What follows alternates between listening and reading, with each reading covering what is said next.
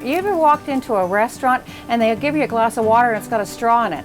So show me an adult that doesn't know how to drink out of a glass. And so why do we suddenly need a straw to sip water? I don't understand that. It makes no sense at all. So the straws have got to go. We often think that recycling is the answer to this plastic problem, but only 9% of all the plastics ever produced, that means since the 1950s, have been recycled. So we thought, well, that's something we could do here, and it's a really great way to start the conversation with people about plastic bag use especially, and just plastics in general. So you have to start small, and it may take time. It's okay, we'll start somewhere.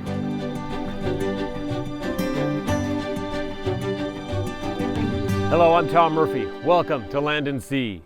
For most Atlantic Canadians, a glimpse of the ocean is never far from sight. Because of that connection, many people want to protect the animals in the water from plastic pollution. Coastal communities are stepping up to pledge, in their own ways, their ocean devotion. On Nova Scotia's South Shore, the residents of one town hope their attitudes and their actions will help not only their town and province, but maybe communities all over the world.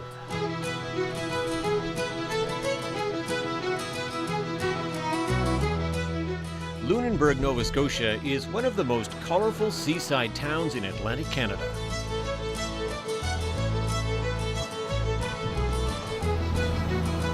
Tourists flock here all summer long for the vibrant scene right at the ocean's edge. The ocean is what lured Kate Cox back home to this province after years living away in Ontario and Quebec. I've always had this affinity, this attachment to the water.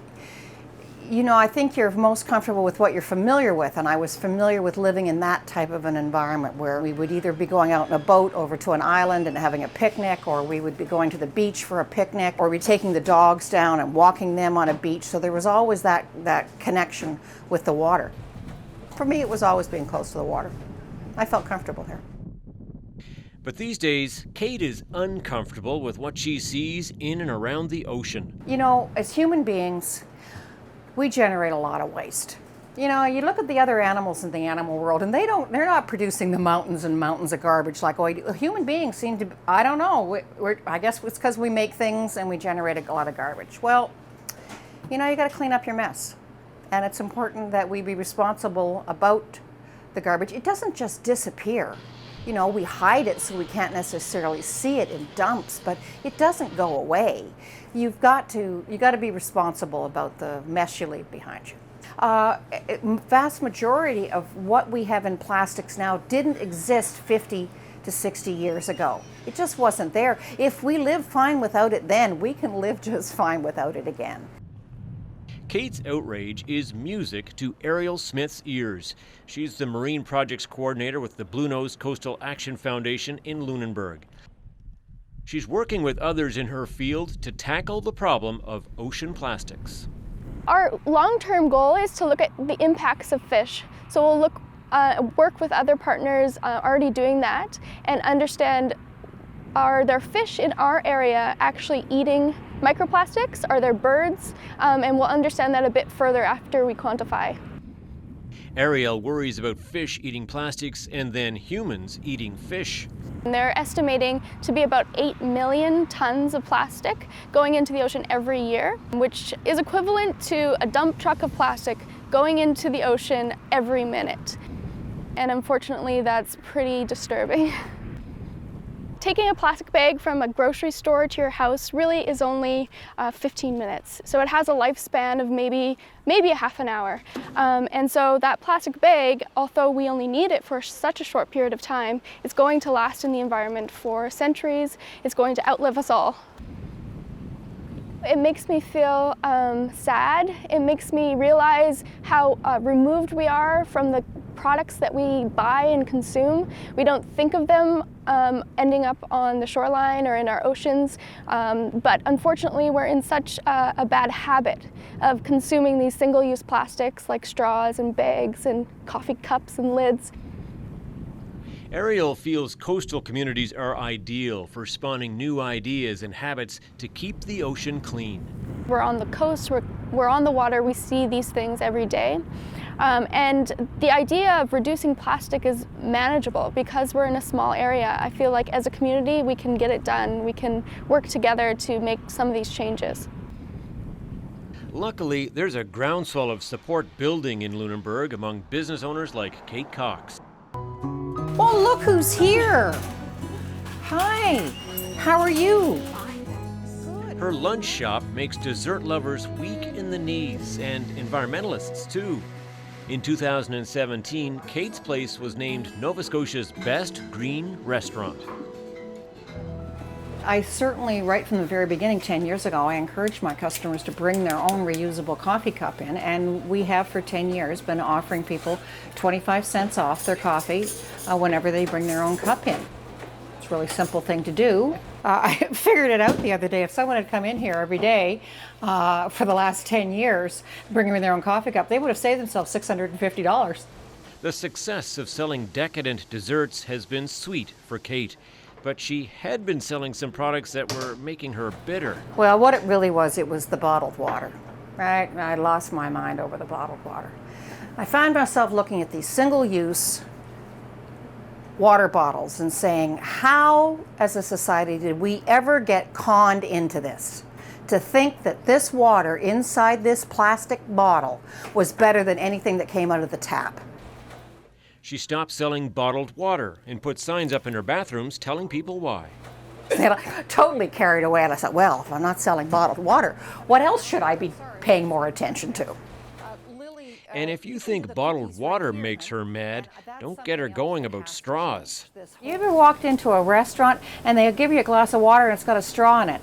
So show me an adult that doesn't know how to drink out of a glass. And so why do we suddenly need a straw to sip water? I don't understand that. It makes no sense at all. So the straws have got to go. Kate started putting her takeaway cookies in small biodegradable bags that'll break down in the landfill or the water. And no synthetic ribbons to tie them up. She uses all natural hemp. Her takeout boxes for meals are all biodegradable too. We were using these ones up here, which, as you can tell by looking at the color, I'm thinking, oh, these are lovely, right? Yeah, but look at the inside of them. They're all lined with plastic. So I thought, well, that has to stop. There's got to be something better on the market than that. And sure enough, look at this. They're made out of bamboo and sugarcane. Completely compostable, and on top of that, they cost less than these ones do. So, bit of a no-brainer, right? Every time Kate welcomes a tourist in her shop, she sees it as an opportunity. Now, have you been across the street to the Cranston Gallery? No, not yet. Oh, lovely. She feeds visitors ideas along with cakes and cookies. Kate wants to spread the message far and wide that plastic is bad for the ocean. You know, people are going to change when they want to change. You can't force change upon them. But I think if you have an opportunity to plant a seed inside somebody's mind and make them think more about what it is that they're doing and how they conduct their lives and the products that they use, then I think you've been successful. She is grateful for the Best Restaurant nod for her green work, but Kate says the color at the heart of her struggle is blue. The greatest asset that the province of Nova Scotia has is the fact that it's surrounded by water. We should not be treating our oceans as a dump. And if we continue the way we are, that's exactly what's going to happen. Canada's ocean playground, well, geez, let's get moving and make sure that it stays that way. Because at the rate at which plastics are increasing in the ocean, it's not going to be Canada's ocean playground for a whole lot longer. Coming up on Land and Sea, more of Lunenburg's creative ways of practicing ocean devotion. Yeah, that's a beauty. Nice.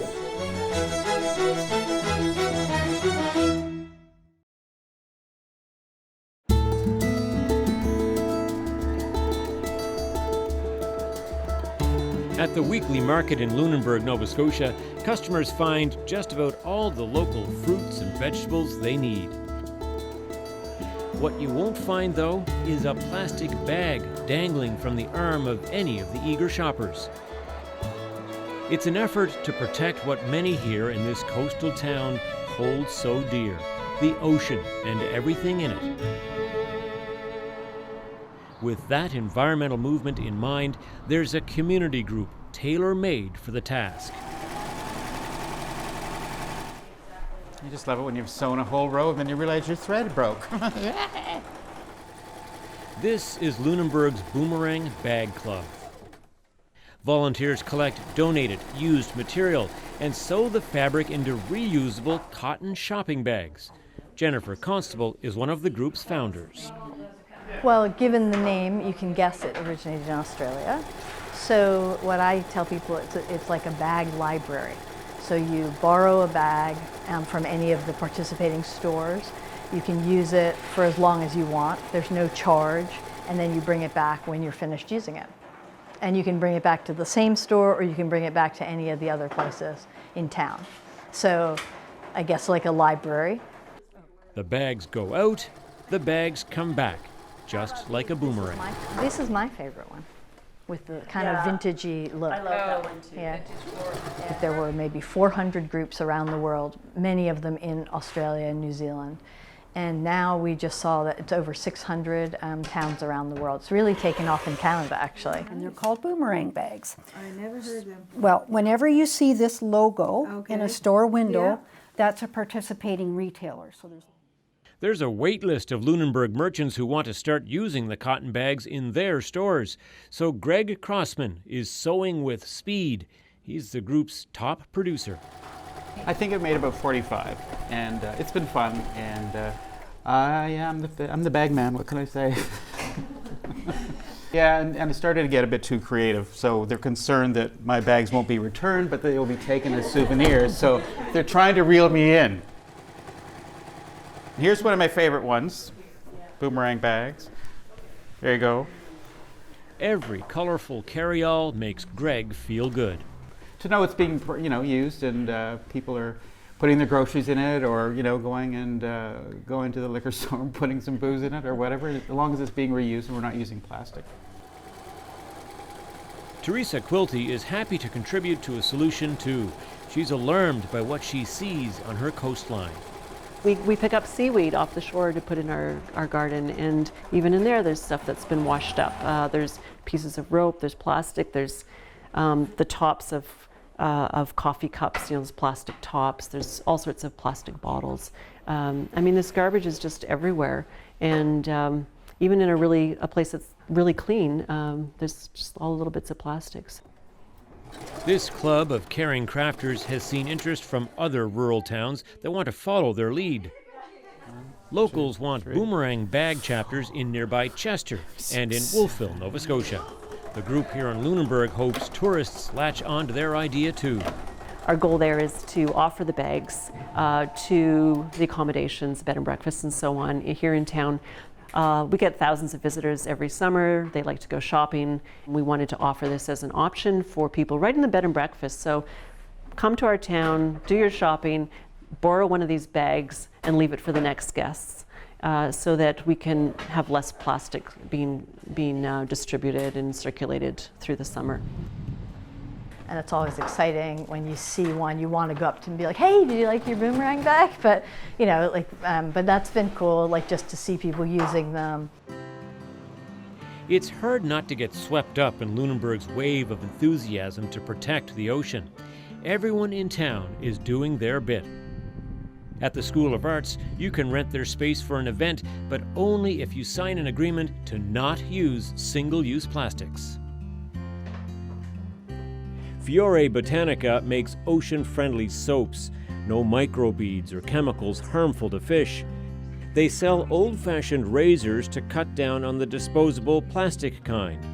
And shampoo bottles they design for hotels are made of glass. Number 9 Coffee Shop serves up their takeout orders in mason jars that people can keep or return. At the Fisherman's Picnic General Store, goods are sold in brown paper instead of plastic. You can use your own bottle for refills of laundry and dish detergent. At the Bicycle Lunchbox restaurant, they use reusable wax cloth to wrap food before it's stored. And their takeout cutlery is all natural wood. Forks, knives, and spoons made from British Columbia birch. Coming up on Land and Sea, a Lunenburg liquor distiller raises a glass to the environment. Imagine that with freshly made brownies.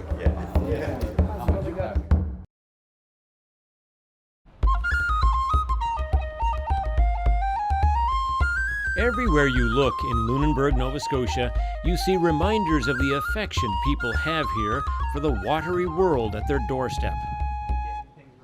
You could say Lynn McKay and her husband Pierre find life on the coast intoxicating. They opened Ironworks Distillery in 2010, just a stone's throw away from the ocean. And Lynn wouldn't have it any other way. I love it. I love no matter what mood she's in. There are mornings we wake up and we look out and it's glass out there in the harbor. And that's delightful. And there are mornings we wake up and the trees are bent sideways because it's a nor'easter. It's all perfect and it's all gorgeous. Customers enjoy the location too. They come all day long to take tours of the premises. And then we would pump up 210 liters into the copper pot. Let's say we're making rum of molasses. And the hose right here is connected to the tank downstairs that we were just talking about. And so, yeah. Ironworks has a long list of liquids, rum, vodka, and all kinds of liqueurs. The taste testing is endless. Trouble is, every shot means a new cup. All that waste was leaving Lynn with a big plastic hangover. We were watching hundreds and hundreds of glasses, little plastic glasses go out the door every day. Sometimes way more than that on a busy day. And because they weren't clean, they weren't recyclable. So Lynn took a long, sober look at how her business choices might eventually spoil the sea. So I started hunting for a small paper cup. I would have liked it to be an attractive thing, but sadly such a thing doesn't exist. So I thought, okay, it's time to make ugliness a virtue.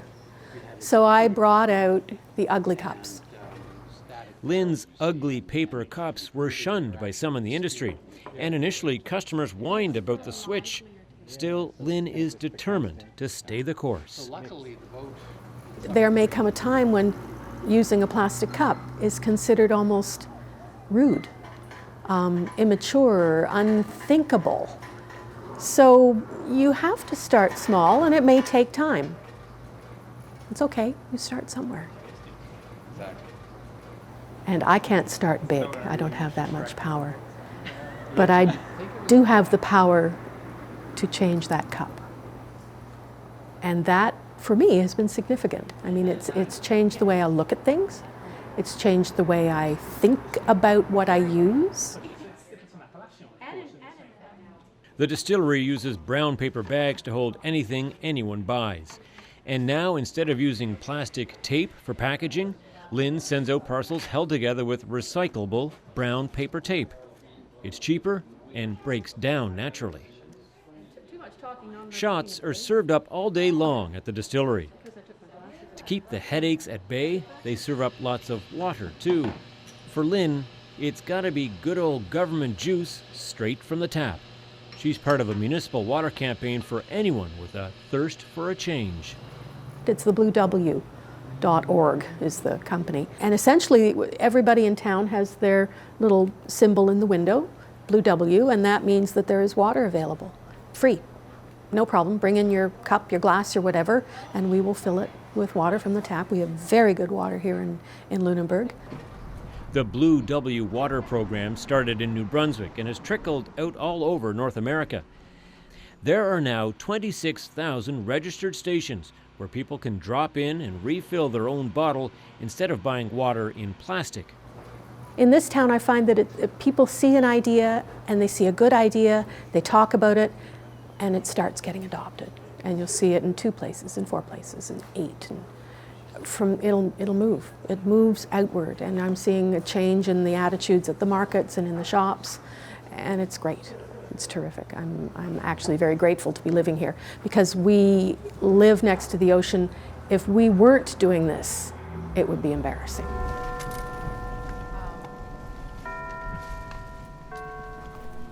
People on this coast want to feel proud of where they live. So every year on World Oceans Day in Mahone Bay, a small army of volunteers heads out to the water's edge for a cleanup.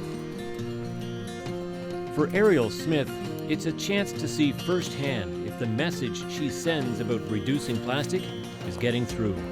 Don't you think it's so much cleaner than it has been? It seems a lot cleaner.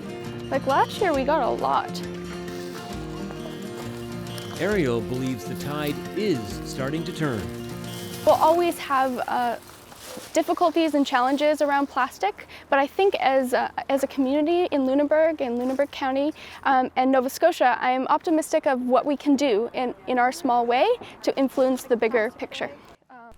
Business owner Kate Cox wants to focus on the bigger picture too. You know, the fish didn't create this, the whales didn't create this, we created this. She thinks it's time for all Canadians to unite in the fight for clean oceans. She sees potential for countrywide ocean devotion from coast to coast to coast. What happens to people is they think, what difference can I make? I'm only one person. Well, you know, there's 35 million people in Canada approximately. If every single Canadian made one change, I don't care what it is, anything at all, any change, stop using straws, stop carrying plastic bags, put your coffee in a reusable mug, whatever it is, that's 35 million changes. That's a lot of change.